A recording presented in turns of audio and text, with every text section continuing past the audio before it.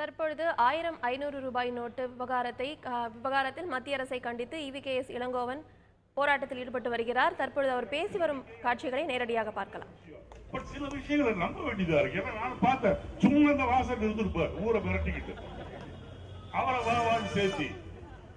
அப்புறம் விஜயகாந்த் போய் நீங்க முதலமைச்சர் ஆயிடுறாங்க, நாங்கெல்லாம் அவரும் பாவம் என்னன்னே தெரிய மாட்டேங்க, எப்படி இவரை போய் நம்புறாருன்னு தெரியல. நான் அப்பவே சொல்லேன், இவங்க 6 பேர் சேர்ந்திருக்காங்க. எதுக்கு 6 பேர்னா 4 பேர் தூக்குறதுக்கு, வாசல்ல படுக்கிறதுக்கு. முன்னாடி விஜயகாந்த் சக்கூதிக்கு போவார் சொன்ன அலுவலகம் அடைஞ்சிடும். இப்ப போய் பிஜேபி அவரு அருமையான திட்டம் கொண்டு வந்திருக்காரு மோடி, அப்படி இப்படி ஹேட்ஸ் ஆஃப் டு மோடி அப்படி இப்படி சொல்றாரு. முடிஞ்சது பாவம்.